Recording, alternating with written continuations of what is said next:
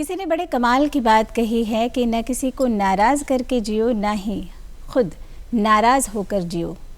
ज़िंदगी बस 2 पल की है, खुद खुश रहो और दूसरों को भी खुश करके जियो। जी हाँ, इसी चंद लाइनों के साथ इस बिहार बिहान कार्यक्रम का आगाज़ करती है आपकी दोस्त और होस्ट प्रिया। नमस्कार। आज हमारे साथ मौजूद है पटना संग्रहालय के अपर निदेशक डॉक्टर विमल तिवारी। आपका बहुत बहुत स्वागत है हमारे इस कार्यक्रम में। धन्यवाद, नमस्कार। सबसे पहले तो मैं जानना चाहूँगी आपके शुरुआती सफ़र के बारे में। आप बिहार में हैं, लेकिन आप यूपी यानी बिल्कुल बिहार के बगल के राज्य से आप बिलोंग करते हैं। तो मैं जानना चाहूँगी शुरुआती सफ़र के बारे में, कैसे आपने इस क्षेत्र तक रुख किया? जी, मेरा जन्म उत्तर प्रदेश के गोंडा जनपद में हुआ। मेरी प्रारंभिक शिक्षा दीक्षा गोंडा से ही सटे हुए और एक बहुत महत्वपूर्ण शहर फैज़ाबाद में हुई। उसके बाद पुनः चूँकि पिताजी बैंक सेवा में थे तो उनका ट्रांसफ़र हुआ गोंडा पुनः, और हम लोग पुनः गोंडा आ गए। और फिर गोंडा में प्रारंभिक जो मेरी एजुकेशन थी क्लास 8 तक, वो वहाँ सरस्वती शिशु मंदिर में हुई। बाद में वहाँ का क्लास 12 तक 9, 10th, 11th एंड 12th वो मैंने वहाँ के government inter college Fakhruddin Ali Ahmed राजकीय इंटर कॉलेज से किया। इंटरमीडिएट मेरा विज्ञान वर्ग से था। तो उसके बाद थोड़ा ऊहापोह की स्थिति होती है कि क्या विषय चुना जाए, किस तरह से आगे बढ़ा जाए। काफ़ी सोच विचार करने के बाद मैंने फिर लखनऊ विश्वविद्यालय में आर्ट्स स्ट्रीम में बीए में एडमिशन लिया।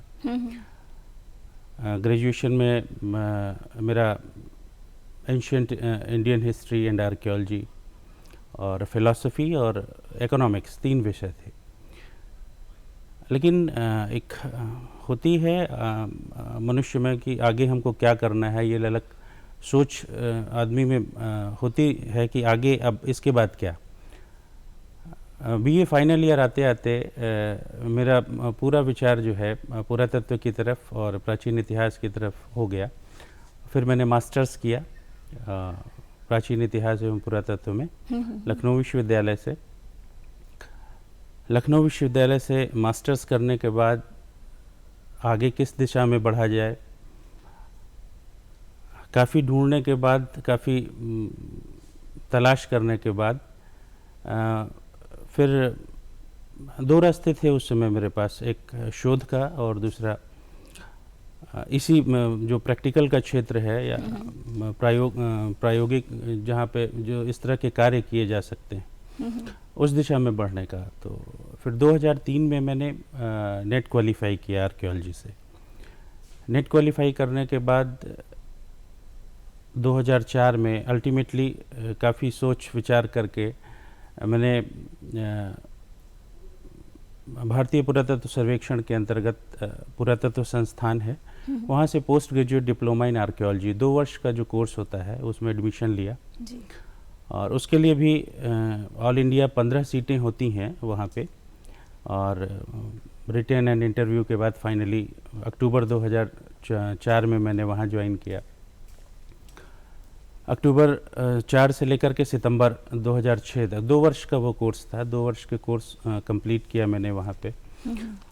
इस दौरान जो है मुझे अपने विषय के बारे में और भारत की जो धरोहर है, अब विपुल विरासत है, उसके बारे में, इन सब चीज़ों के बारे में जानने का बहुत नज़दीक से अवसर प्राप्त हुआ।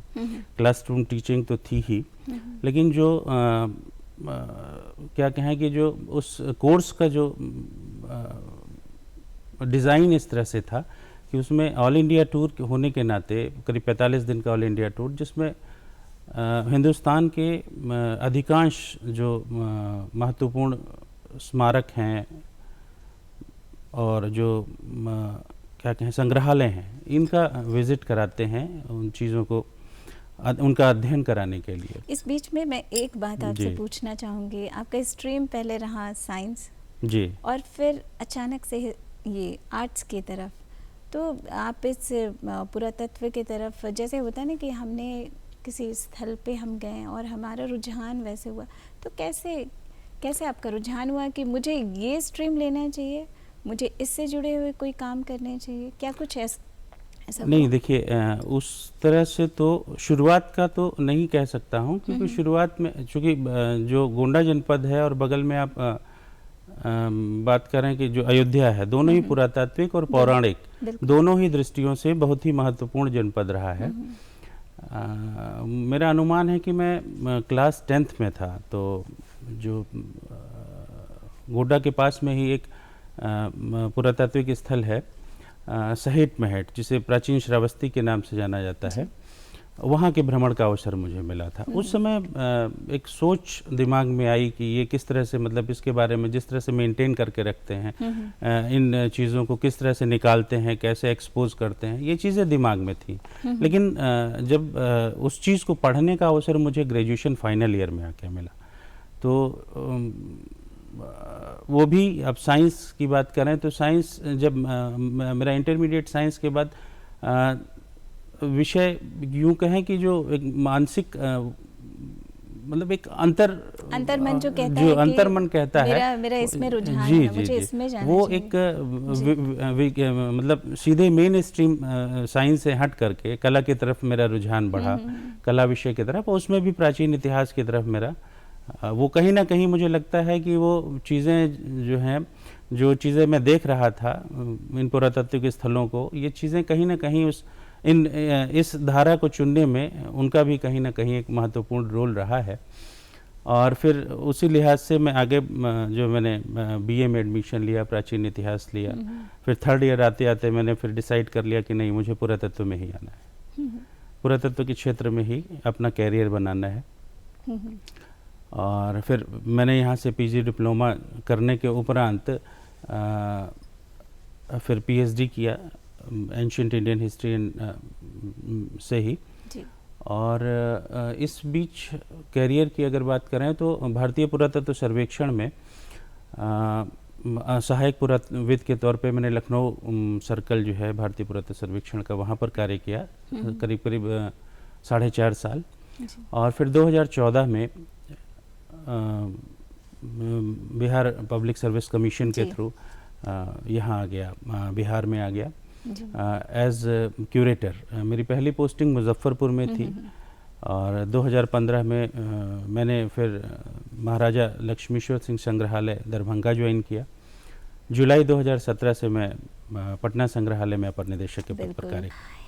अभी हम बात कर रहे थे किस तरीके से आपकी शिक्षा दीक्षा हुई, कहाँ से आप हैं और फिर कैसे आपका यहाँ पटना संग्रहालय से आप कैसे आए और इस पद को आपने चुना।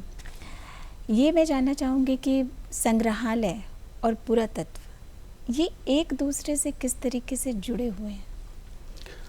ये एक बहुत अच्छा प्रश्न है और अगर हम बात करें तो एक दूसरे से जुड़े ना होकर के एक दूसरे पे आश्रित हैं, अन्योन्याश्रित हैं, तो ये कहना ज़्यादा उचित होगा। जी, पुरातत्व जो है, जो विधा है, वो मानव के अतीत को उद्घाटित करती है अपने उत्खनन अन्वेषण के माध्यम से, और साथ में ही जो कुछ भी वहाँ से प्राप्त होता है वो संग्रहालय के लिए प्रदान करती है, जिसके माध्यम से जिनको प्रदर्शित करके संग्रहालय अपने अतीत के बारे में, अपने धरोहरों के बारे में जो हमारा आम जनमानस है उनको जागरूक करता है, उनको बताता है। तो इस लिहाज से अगर हम देखें तो पुरातत्व और संग्रहालय एक दूसरे पर आश्रित हैं और साथ में ये तो एक पक्ष हो गया। दूसरा पक्ष ये हुआ कि पुरातत्व से जो भी चीज़ें हमें प्राप्त हुई उनको संरक्षित करने की जहाँ तक बात होती है तो संग्रहालय उसमें एक महत्वपूर्ण भूमिका अदा करता है। उन वस्तुओं को प्रदर्शित करने के साथ साथ उनको संरक्षित करता है और वो कि दीर्घ अवधि तक जो है उनको हम बनाए रख सकें और साथ में उनके माध्यम से हम जो हमारे दर्शक हैं, जो हमारा आम जनमानस है, उनको अपने इन वस्तुओं के बारे में, अपने इतिहास के, अपने प्राचीन जो हमारा इतना जो क्या कहें कि विपुल इतिहास है, इस तरह से उनके बारे में जानकारी दे सकें। तो जी, संग्रहालय और आपने पुरातत्व के बारे में बहुत अच्छे से ये तो आपने जानकारी दी। आप पुरातत्व, आपने आर्कियोलॉजी, आपने आपका स्ट्रीम रहा जिसे आपने किया, लेकिन संग्रहालय से आपका जुड़ाव किस प्रकार हुआ? जी, जैसा मैंने अभी आपको बताया एक महत्वपूर्ण कि जब हम पुरातत्व की जानकारी प्राप्त करते हैं तो पुरातत्व है जो उसका मेन वर्क हुआ वो एक्सकवेशन हुआ, लेकिन पोस्ट एक्सकवेशन उन ऑब्जेक्ट्स का क्या होता है उसको भी जानना बहुत ज़रूरी है। हम उसको सीधे अपने भंडार गृहों में सुरक्षित रख दें अथवा उनको अपने शोध एवं अन्य माध्यमों से, प्रदर्शन के माध्यम से उन चीज़ को पब्लिक तक पहुंचाएं, तो पब्लिक डोमेन में लेकर के। तो संग्रहालय यही कार्य करता है। और चूँकि हम पुरातत्व से जुड़े रहे शुरू से, पुरातत्व विधा से ग्रेजुएशन से अपना आगे बढ़े, तो जिस तरह से मैंने आपको बताया कि अन्योन्याश्रित हैं, तो जब आप पुरातत्व की पढ़ाई करते हैं तो संग्रहालय अपने आप उसमें आ जाता है। साथ में मैं बात करूं तो पीजी डिप्लोमा के दौरान, उससे पहले भी मुझे संग्रहालय भ्रमण का अवसर मिला, लेकिन जो ऑल इंडिया टूर था हमारा, उस दौरान देश के महत्वपूर्ण संग्रहालयों का भ्रमण हम लोगों ने किया और जो हमारी रिच कल्चरल हेरिटेज है उनके बारे में मुझे जानने का अवसर प्राप्त हुआ। बाद में जब भारतीय पुरातत्व सर्वेक्षण में मैं सहायक पुरातत्वविद के रूप में लखनऊ में कार्यरत था, उस समय पिपराहवा एक जगह है जिसे कपिलवस्तु के नाम से जानते हैं, प्राचीन कपिलवस्तु, बुद्ध से एसोसिएटेड है वो प्लेस। वहाँ पर एक म्यूज़ियम का सेटअप किया गया, प्रस्तावित हुआ और उस कार्य से मैं जुड़ा रहा जब तक वहाँ रहा। और इस लिहाज से भी मैं जो है सीधे संग्रहालय से आपका जुड़ाव बना रहा। और फिर बाद में इस जो है लोक सेवा आयोग, बिहार लोक सेवा आयोग के थ्रू फिर कंटिन्यू वो चीज़ें। अच्छा, इन्हीं सब से जुड़ी हुई कुछ बातें मैं और करना चाहूँगी कि बहुत बार क्या होता है कि कुछ आम लोग ही अगर कहीं खुदाई करते हैं और अचानक से उन्हें कुछ ऐसी मूर्तियाँ मिलती हैं, तो ऐसे में उन्हें क्या कुछ करना चाहिए? देखिए, एक तो महत्वपूर्ण तथ्य हम बात करेंगे, इसको दो तरह से बात करते हैं हम।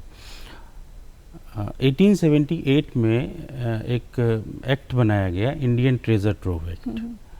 वो कहता है कि भूमि के अंदर कोई भी चीज़ जिसका मूल्य 10 रुपए से ज़्यादा है, वो अगर मिलती है तो उस पर पूरा अधिकार सरकार का होता है और जिसको प्राप्त होती है उसकी ये जिम्मेदारी होती है कि ये उसकी सूचना कलेक्टर को दे और कलेक्टर उस चीज़ को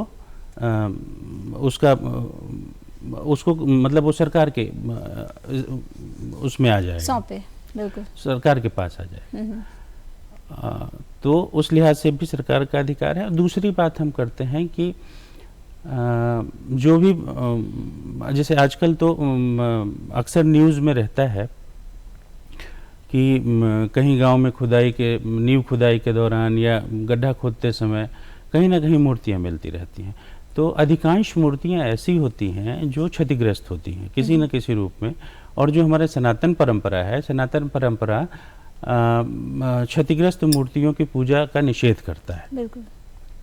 लेकिन हम देख क्या रहे हैं कि जो क्षतिग्रस्त मूर्तियां भी प्राप्त होती हैं उनकी पूजा शुरू कर दी जा रही है, अपने गांव में या कहीं जगह पे लगा दे।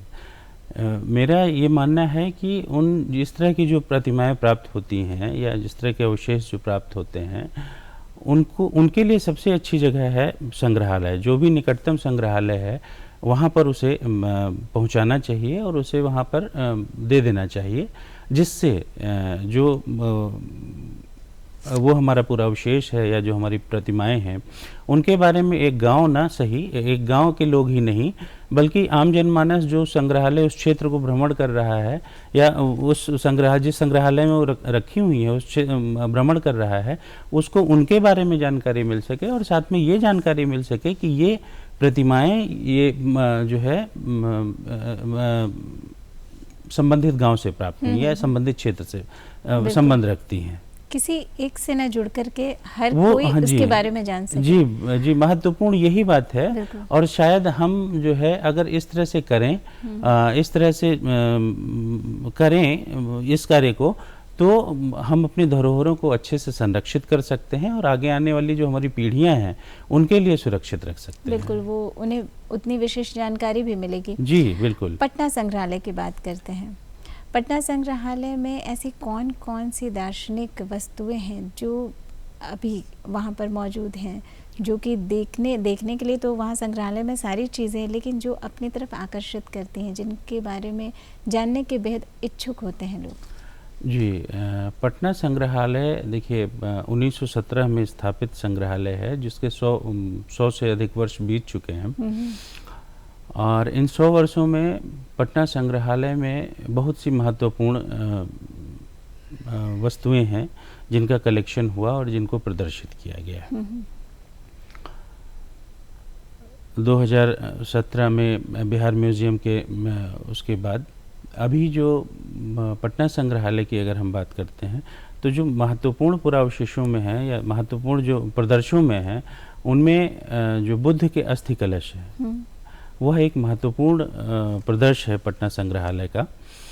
और इसके बारे में इतना ज़रूर कहूँगा कि यह एक ऐसा रेलिक कैस्केट है बुद्ध का, ऑथेंटिक की बात करें, जो लिटरेरी सोर्सेज और जो आर्कियोलॉजिकल मतलब पुरातात्विक दृष्टि से और हमारी जो साहित्यिक दृष्टि से, दोनों ही दृष्टियों से ये महत्वपूर्ण है। और क्या कहें कि पूरा प्रूव है कि जो है ये बुद्ध का ओरिजिनल स्तूप है। 1958 और 59 में जो वैशाली है हमारा प्राचीन जी जिसे वहाँ के उत्खनन से A.S. अल्तेकर जो जो पटना संग्रहालय परिसर में ही KP जायसवाल रिसर्च इंस्टीट्यूट है, वहाँ के निदेशक थे, उन्होंने वहाँ उत्खनन किया और उत्खनन के उपरांत वहाँ से उनको वो प्राप्त हुआ था, जिसे बाद में पटना संग्रहालय में प्रदर्शन के लिए दिया गया और तब से वो पटना संग्रहालय में प्रदर्शित है। एक और ये तो हमारे हुआ, और दूसरी अगर हम बात करें तो हमारा जो जियोलॉजिकल गैलरी है उसमें एक महत्वपूर्ण कलेक्शन है 53 फीट लंबा जीवाश्म है वृक्ष का, चीड़ प्रजाति का है, जिसकी एज जो है 20 करोड़ साल के आसपास है। 20 करोड़ साल के आसपास है, जो पटना संग्रहालय में प्रदर्शित है। इनके अलावा जो है जो महत्वपूर्ण जो हमारे लगभग हम तो कहेंगे कि पटना संग्रहालय में जो भी प्रदर्शित है वो सारे महत्वपूर्ण पुरावशेष और कलाकृतियां हैं जिनको देखना जरूर चाहिए। और जो मैं जो आम जनमानस है उसको वहाँ तक आना चाहिए, जो हमारे धरोहर है उसको देखना चाहिए और उनके बारे में जानना चाहिए। साथ में उस तरह की अगर कहीं भी और होती हैं उनके बारे में भी उनको पर्सनल लेवल पे भी सुरक्षित और संरक्षित करना चाहिए। और एक महत्वपूर्ण हमारा और कलेक्शन है राहुल सांकृत्यायन दीर्घा है। राहुल सांकृत्यायन जी 1929 से लेकर के 1938 के बीच में उन्होंने तिब्बत की लगभग 4 यात्राएं की और इस दौरान उन्होंने बहुत सी सामग्रियां तिब्बत से कलेक्ट की। जैसा कि हम सभी जानते हैं कि नालंदा में प्राचीन विश्वविद्यालय था और यहाँ पर जगह जगह से लोग आते थे अध्ययन के लिए। अध्ययन के दौरान एक महत्वपूर्ण कार्य होता था कि जो कुछ भी उनको पढ़ाया जाता था वो उसको जो है लिपिबद्ध करते थे। और यही कार्य जो है तिब्बत से आए हुए जो विद्यार्थी थे उन्होंने भी किया था और वो एक कलेक्शन जो है तिब्बत में था। जब हमारे यहाँ जो क्या कहें नालंदा विश्वविद्यालय नष्ट हुआ उसके बाद से जो बुद्धिस्ट टेक्स्ट थे वो यहाँ नहीं रह गए। तो राहुल जी ने इस दिशा में वहाँ जा कर के इन टेक्स्ट का कलेक्शन किया, दोनों ही रूप में, मतलब कहें पांडुलिपि के रूप में भी और कुछ जहाँ संभव नहीं था वहाँ उन्होंने फोटोग्राफी भी की। और 22 खच्चरों पे वहाँ से इतना ढेर सारा सामान वो वहाँ से लाद के यहाँ लेके आए और उसमें से जो है पटना संग्रहालय को डोनेट किया उन्होंने। और वो है एक महत्वपूर्ण कलेक्शन पटना संग्रहालय के पास है, जिसमें थंका पेंटिंग्स हैं और मैन्यूस्क्रिप्ट्स हैं और कुछ पूजा से संबंधित जो बौद्ध धर्म में पूजा से संबंधित जो सामान है उसका प्रदर्शन हम लोगों ने वहाँ पे किया हुआ है। और उनकी विशेषताओं के बारे में भी सब कुछ वहाँ हाँ, उनके बारे में डिटेल क्या है उसके बारे में हम लोगों ने वहाँ किया हुआ है। और एक हमारी दीर्घा है, पेंटिंग दीर्घा, जिसमें मिनिएचर पेंटिंग्स को हम लोगों ने जो पटना संग्रहालय का अपना कलेक्शन है उसको वहाँ प्रदर्शित किया है। साथ ही जो है सेकेंडरी मीडियम के माध्यम से किस प्रकार से जो है कला का विकास होता है आम जनमान, मतलब हम शुरू से बात करें प्रागैतिहासिक, किस तरह से लाइन ड्राइंग्स जो प्री हिस्टोरिक पीरियड था उसमें किस तरह से, तो हमने डायरामा के माध्यम से यहाँ पे पटना संग्रहालय में बताने का प्रयास किया है। जैसे भीमबेटका एक बहुत ही सुंदर उदाहरण है प्रागैतिहासिक चित्रकला का, जो हमारे वर्ल्ड हेरिटेज लिस्ट में भी शामिल है। पटना में अगर हम बिहार की बात करें तो बिहार का भी कौवा कोल का एरिया जो है वहाँ पे भी रॉक पेंटिंग्स हैं। साथ में कैमूर का एरिया है, कैमूर के क्षेत्र में भी हमें रॉक पेंटिंग्स मिलती हैं। तो पटना संग्रहालय में इसका स्वरूप क्या आने वाले समय में और भी बदलने वाला है? जी, मैं क्या कुछ बदलाव की जी अभी पटना संग्रहालय जो है अभी एक कहें कि संक्रमण के दौर से हम लोग आगे बढ़ रहे हैं। इन सारी जो अभी बिहार संग्रहालय का निर्माण हुआ और ये सारी चीज़ें हुई तो मुख्यमंत्री महोदय पटना संग्रहालय का भ्रमण किया उन्होंने, और उन्होंने इसको भी नए स्वरूप में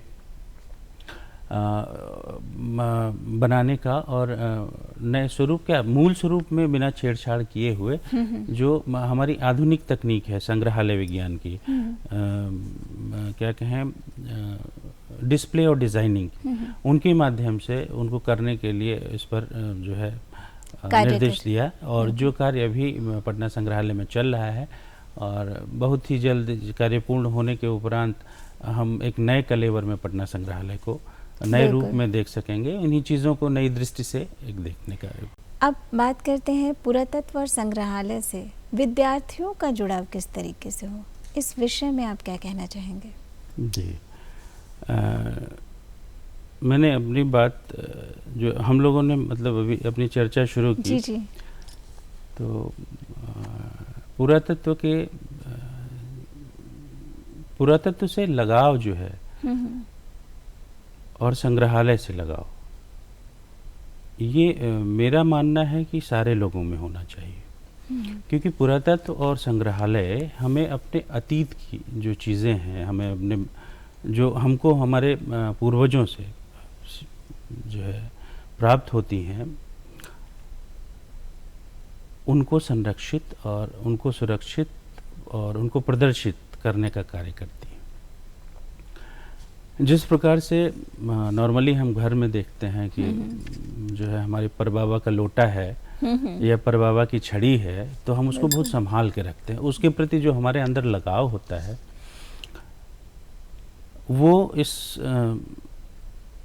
विधा से जो जुड़े हुए हैं उनके अंदर भी होता है और ये आम जनमानस में होना भी चाहिए।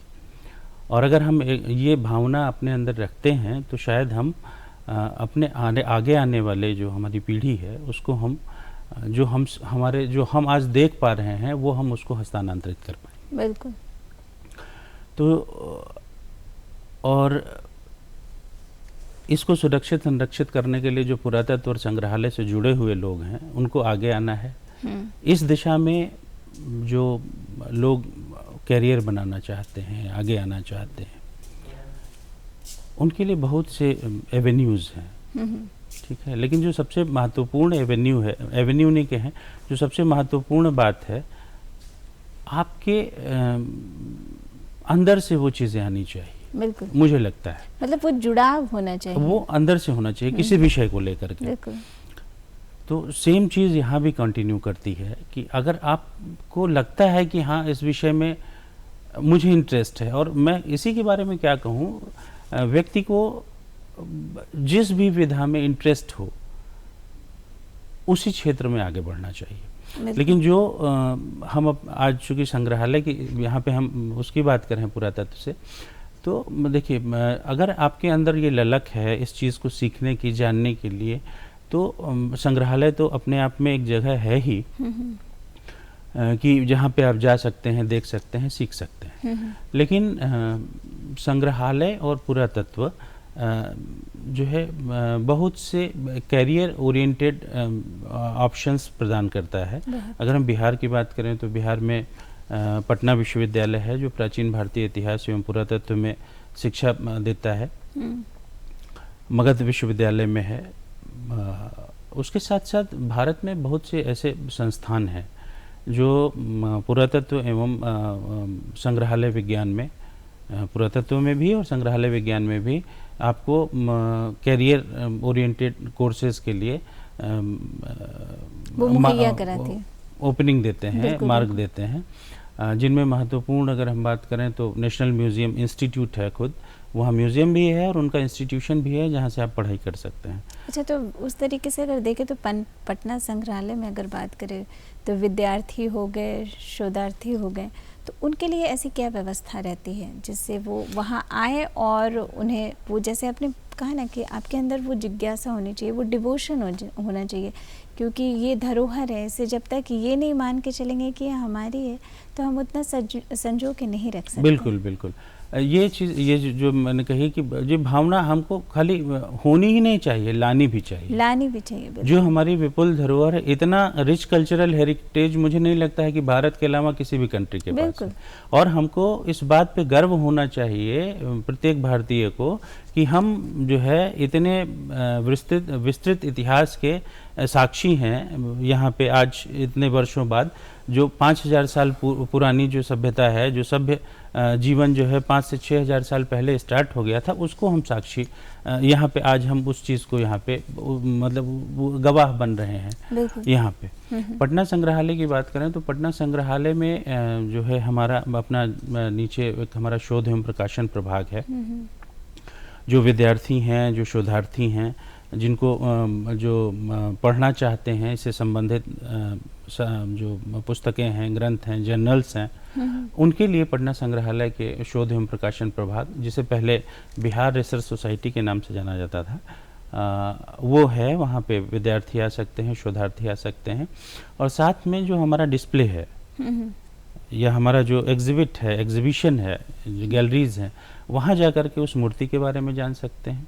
आपको और ज़्यादा ज़रूरत है, आप कार्यालय में संपर्क कर सकते हैं, हम हैं वहाँ पे, और हमारे तकनीकी अधिकारी पदाधिकारी लोग हैं, वो वहाँ आकर के जानकारी प्राप्त कर सकते हैं। इवन पटना विश्वविद्यालय के कई छात्र हैं जो अक्सर हम लोगों के यहाँ इस चीज़ को अपनी क्वेरीज़ को लेकर के, अपनी जिज्ञासाओं को लेकर के आते हैं, किसी भी जो हमारा पटना संग्रहालय में जो भी प्रदर्शन हैं उनको लेकर के, और हम लोग उनका समाधान उस स्तर पे करते हैं।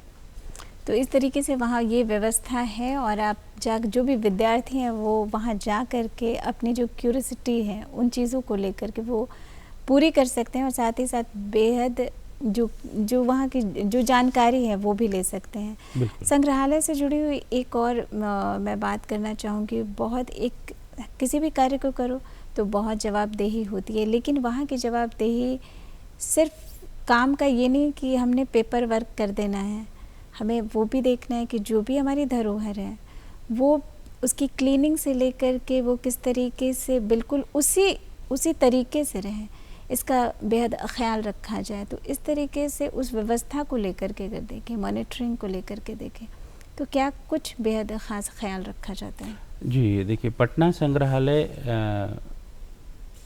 में जो है हमारा एक विंग है, कंजर्वेशन विंग, जहाँ पे हमारे एक रसायन सहायक हैं और रसायनज्ञ होते हैं। फ़िलहाल हमारे पास रसायन सहायक हैं जो संग्रहालय में जो भी प्रदर्शन हैं उनके उस पे ध्यान देते हैं, उनके संरक्षण पे ध्यान देते हैं, उनकी क्लीनिंग पे ध्यान देते हैं। और जो हमारे तकनीकी कर्मी, जो तकनीकी पदाधिकारी हैं, वो लगातार, और जो हमारा मतलब यूँ कहें जिन पे संग्रहालय टिका हुआ है, जिनके बिना हम कार्य नहीं कर सकते हैं, हमारे जो दीर्घा में हैं, जो दीर्घा के चौकीदार हैं, दीर्घा चौकीदार हैं, गैलरी अटेंडेंट्स हैं, वो वो एक महत्वपूर्ण भूमिका इन पे अदा करते हैं, इस स्थिति में करते हैं, क्योंकि वो पर डे आपके इस ऑब्जेक्ट के टच में आते हैं, पर डे उस ऑब्जेक्ट उस गैलरी में रहते हैं, देखते हैं कि क्या कोई चेंजेस परिवर्तन आ रहे हैं, तो वो उसकी सूचना जो है कार्यालय में या जो हमारे संरक्षण का कार्य कर रहे हैं रसायन सहायक उनको देते हैं। और रेगुलर क्लीनिंग के साथ साथ रेगुलर वॉच एंड वार्ड के हैं कि देख रेख तो है। समय जैसे अभी का ये मौसम है तो बरसात का मौसम है, ह्यूमिडिटी ज़्यादा होती है, तो ऐसी इसमें फंगस और इस तरह की चीज़ों का पनपना होता है, तो इस स्वाभाविक है और इस टाइम पीरियड में कुछ विशेष ख्याल रखना होता है। तो वो चीज़ें हम लोग यहाँ पर पे अपने संग्रहालय में हमारे जो रसायन संवर्ग हैं उनके माध्यम से और जो हमारे तकनीकी संवर्ग हैं उनके माध्यम से रेगुलर जो है उनको मेंटेनेंस करते रहते हैं और साफ़ सफाई की चीज़ें होती रहती हैं, जिससे किसी तरह की जो दिक्कत ना आए, ऑब्जेक्ट में कोई परिवर्तन ना हो। बिल्कुल बिल्कुल। संग्रहालय से लोगों का जुड़ाव किस तरीके से हो, क्या कुछ पहल कर रही है संग्रहालय? देखिए हाँ, ये एक देखिए विद्यार्थियों को जो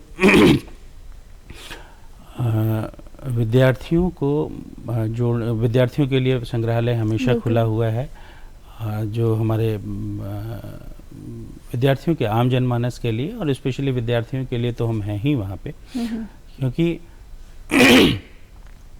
संग्रहालय प्रतिवर्ष संग्रहालय सप्ताह का आयोजन करता है, जो स्पेशली हम विद्यार्थियों के लिए करते हैं।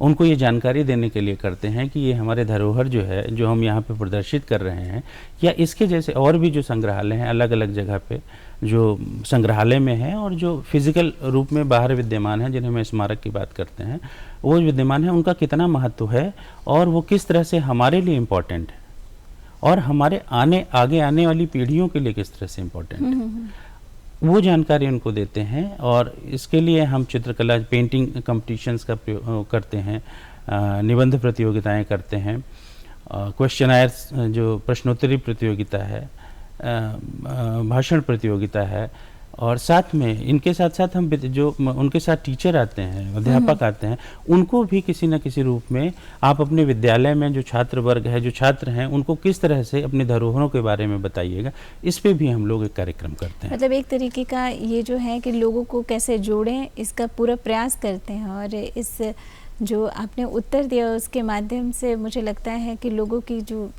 को एक बहुत बड़ा संदेश मिला है जी। तो और साथ में ये तो हुई विद्यार्थियों की बात, लेकिन जो शोधार्थी हैं, इस संग्रहालय जो है वो शोध का भी कार्य करता है। जो भी चीज़ें हमारी आती हैं उन पर शोध करता है। तो हम अपना शोध जो कर रहे हैं वो, और जो बाहर से और भी लोग आते हैं, तो हम जो है संगोष्ठियों के माध्यम से बाहर क्या कार्य हो रहा है उनको अपने तक बताने के लिए संगोष्ठी के माध्यम से आमंत्रित करते हैं लोगों को, जो बाहर शोधार्थी हैं, जो इस फील्ड में इस विधा में काम कर रहे हैं, कि क्या कुछ कहाँ पे क्या इस फील्ड में काम हो रहा है, उससे अवगत खुद होने के लिए, और जो हमारे यहाँ के काम है उनसे दूसरों लोगों को अवगत कराने के लिए इस तरह का आयोजन समय समय पे हम लोग करते हैं। बिल्कुल। डॉक्टर विमल जी, आप हमारे इस कार्यक्रम में आए, आपने बेशकीमती वक्त दिया, इसके लिए बहुत बहुत धन्यवाद। धन्यवाद। तो दर्शकों, अभी हमारे साथ थे पटना संग्रहालय के अपर निदेशक डॉक्टर विमल तिवारी जी। आपको आज का ये अंक कैसा लगा हमें ज़रूर लिख भेजिए हमारे पते पर, और हमारा पता नोट कीजिए। हमारा पता है निदेशक डीडी बिहार, दूरदर्शन केंद्र पटना, फ्रेजर रोड पटना 800001। हमारा ईमेल आईडी है director@ddkpatna@gmail.com।